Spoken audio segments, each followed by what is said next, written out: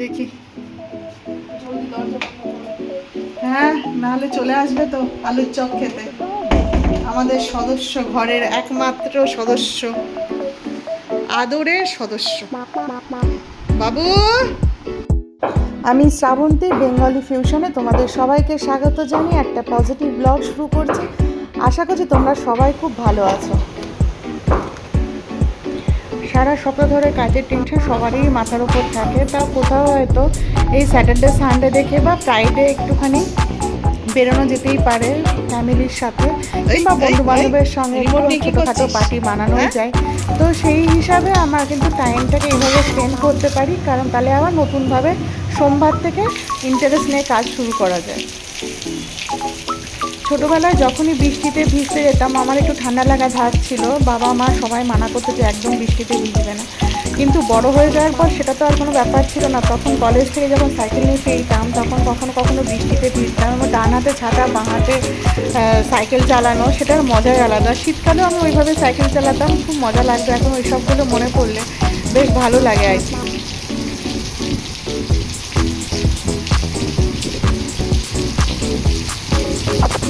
আর বৃষ্টি বাদলের দিনে একটুখানি মুখরোচক কিছু হবে না তা হয় না। তো সেদিনকেও যখন বৃষ্টি পড়েছিল সেদিনকে আমি আলুর চপ বানিয়েছিলাম। আলুর চপ কিন্তু আমি খুব শর্টকাটভাবে বানাই, তোমরা কিন্তু বাড়িতে এরমভাবে ট্রাই করতে পারো। একটুখানি আলু সিদ্ধ মেখে তার মধ্যে নুন, হলুদ, একটু জিরের গুঁড়ো, ধনের গুঁড়ো, একটু হালকা কসুরি মেথি বা কাঁচা লঙ্কা, আর এটা হচ্ছে আমার হোমমেড আচার আর কি। এই আচারটা আমি সবসময় আলুর পরোটা বা আলুর চপে দিই, কারণ আগে যখন করতাম আলুটা একটুখানি তেলে নেড়ে নিতাম। এখন দেখি আচারের তেল দিয়ে এভাবে যদি গ্যাস ওভেন ছাড়াই যদি নিচে আর কি এরমভাবে সুন্দর করে মাখা যায়, তাহলে কিন্তু আলুর চপের টেস্টটা কিন্তু আরও খুলে যায়। আর দেখো এখানে আমি লোহার কড়াই নিয়েছি এবং গরম কড়াইয়ে সর্ষের তেল দিয়ে আলুর চপ ছাড়লাম।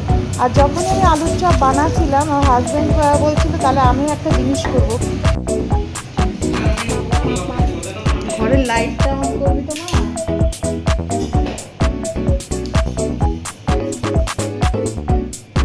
মেয়ে দেখলো যে বাবা আর মা দুজনে মিলে কিচেনে ঘুটুর ঘুটুর করে কিছু একটা মুখরোচক বানাচ্ছে, সুতরাং আমি একটু সন্ধ্যেটা দিয়ে দিই, ওই জন্য সন্ধ্যে জ্বাললো।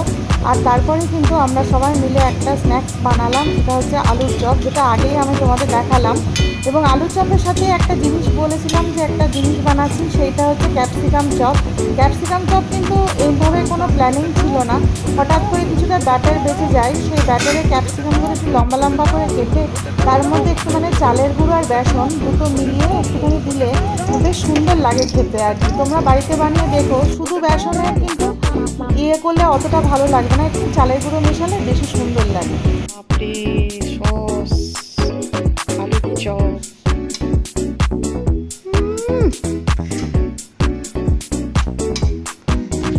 চল দেখি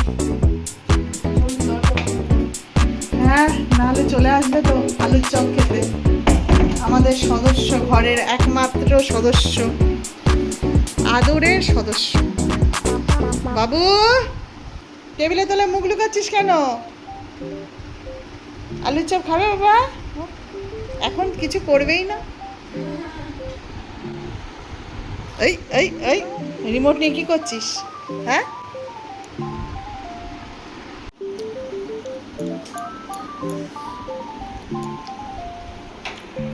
চপটাকে চেয়ারের ওপর প্রথমে রাখা হয়েছিল, তারপর কিন্তু চপটা তারপরে টেবিলের ওপর রাখা হলো। তার কারণ হচ্ছে খরগোশটা খেতে দিচ্ছিল না আমাদের, ওকে তখন চেয়ারের ওপর রাখা হয়েছিল। সেদিনকে প্রেশার কুকারটা অনেকবার 3-4বার সারানোর পর আর চলছিল না বলে একটা প্রেশার কুকার কিনতে যাব, ওটাই ভেবেছিলাম।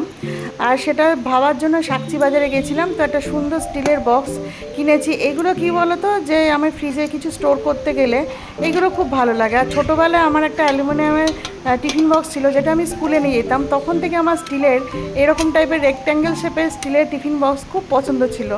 তো এখানে কিনবো কিনবো করে কেনা হয়নি। আর এটা দেখো একটা ওই যে চপার আর কি। পাঁপড়গুলো বর্ষাকালে দেখবে বাইরে একটু নষ্ট হয়ে যায়, ওই জন্য একটু ফ্রিজে আমি পাঁপড় রাখি। তো এরকমভাবে পাঁপড় ফ্রিজে রেখেছিলাম, যখন বার করলাম দেখলাম ছোটো ছোটো পুরো ভাঁজটা খুলে গেছে, বড় পাঁপড়। তো আমরা ঠিক আছে, কোনো ব্যাপার না, ছোটো ছোটোই করি। আর তার সাথে চাল কুমড়োটা একটু পাকা ছিল বলে বীজটা ফেলে দিয়ে শুধু শাঁস দিয়ে চাল কুমড়ো আর চাল কুমড়োর শাঁস তার সঙ্গে নারকেল কোড়া দিয়ে বানিয়েছিলাম। সেদিনকে খুব সুন্দর হয়েছিল চাল কুমড়োর তরকারিটা, এবং আধখানা এখনও ফ্রিজে রয়েছে, সেটাও একদিন বানাবো। আমি খুব শর্টকাট আর কি এটা বানিয়েছিলাম। একটুখানি রসুনের কুচি, গরম মশলা, ঘি আর তেল মিলিয়ে দিয়ে তার মধ্যে ক্যাপসিকাম, একটুখানি পেঁয়াজ কুচি আর গাজর কুচি করে দিয়ে, খুব সবজি বেশি দেওয়া মানে আমাদের বাড়িতে ভালোবাসে না বলে দিইনি। আর তার সঙ্গে কিন্তু কাজু আর কিশমিশ এইভাবে একসাথেই ফ্রাই করে দিয়েছি। খুব শর্টকাটে কিন্তু আমি ফ্রাইড রাইসটা দেখাচ্ছি, আশা করছি তোমরা যখন বাড়িতে বানাবে এরমভাবে করলে কিন্তু যে কেউ বানাতে পারবে। আর তার সাথে একটু লবণ তো লাগবে হালকা করে। এবং যখনই দেখবে যে ফ্রাইড রাইস যদি তোমরা লম্বা দানা করো সেটা একটু ভেজাতে হয়, কিন্তু যদি তুমি গোবিন্দভোগ করো সেটা না ভেজালেও হবে। সেটা ডাইরেক্ট একটু ভাত বানিয়ে নিয়ে জল ঝরিয়ে নেবে, তারপরে এটা আর কি করে দেবে আর কি, মিক্সিংটা করে দেবে। তো সেক্ষেত্রে কী হয় না, আমার ছেলে খুব একটা গোবিন্দভোগের ফ্রাইড রাইস পছন্দ করে না, ওর লম্বা দানা ভালো লাগে। যেহেতু ছেলে এখন আপাতত বাড়িতে নেই, তা আমরা গোবিন্দভোগই সেদিনকে ফ্রাইড রাইস করেছিলাম এবং ভীষণ ভালো হয়েছিল। তার একটাই হচ্ছে টিপস, যেটা আমি আমার ক্ষেত্রে আমি দেখেছি, যে ভাতটাকে প্রচণ্ড পরিমাণে ঠান্ডা করতে হবে। যদি ধরো দুপুরে ফ্রাইড রাইস করো তো অবশ্যই সকালের মধ্যে ভাতটাকে ঠান্ডা করতে দিয়ে দিতে হবে। এ পর্যন্ত ভিডিওটা দেখে তোমাদের যদি ভালো লাগে তোমরা অবশ্যই সাবস্ক্রাইব করে দিও এবং একটা ছোট্ট করে লাইক দিয়ে দিও। আমার আগের ভিডিওগুলো তোমরা দেখতে পারো। আর যারা আমার এই ভিডিওটা দেখে লাইক করে দিয়েছো তাদেরকে অনেক ভালোবাসা জানাচ্ছি। এটা আমার দুর্গাপুজোর জুতো হয়ে গেল আর কি, বেশ পরে কিন্তু খুব নরম আর কি। খুব একটা ফ্যান্সি জুতো আমি মানে পছন্দ করি না, একটু সিম্পলি ভালো লাগে। কি দারুণ রাস্তাটা না রে, আমার এই জন্য বেরোতে খুব ভালো লাগে। বেরোতে মন চাইছিল না, কিন্তু যখনই বেরোলাম না বেশ ভালো লাগছে। মাইনাস করে তো বলছে জিরো মেয়েটা, তখন ছেলেটা বলছে কি বলবো, তো মেয়েটা বলে দিও আমি হানিমুন বিশাল হাইটেক কি বলবো প্যারিসে বা ইয়েতে করতে চাই, ঠিক আছে? তো ছেলেটা বললো ওকে, মানে ম্যারেজ ডিল হলো না, বুঝতে পেরেছো? সেদিনকে গাড়িতে আর কি গান চালানো হয়নি, আমি আর মেয়ে বকর বকর করতে করতে যাচ্ছিলাম আর ভীষণ জমে গেছিলো গল্প। আমাদের তো ভ্যারাইটি গল্প থাকে আমার আর মেয়ের মধ্যে, আর বিভিন্ন রকম বিভিন্ন টপিক নিয়ে গল্প, কোনো মাথা মুন্ডু নেই। তো তারপরে আমরা চলে গেলাম আগারোর শোরুমে।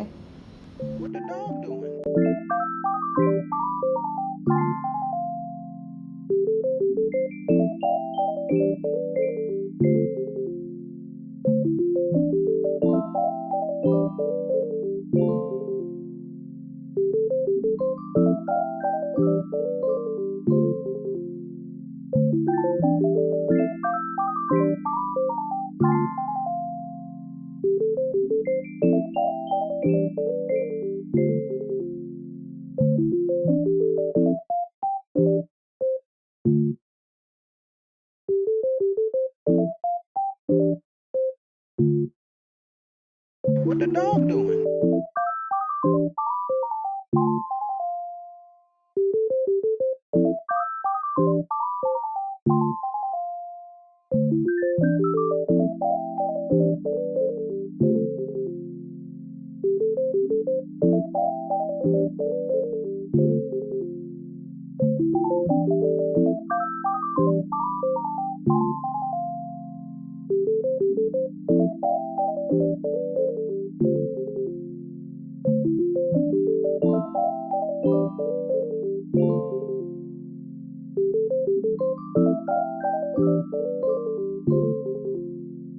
What the dog doing?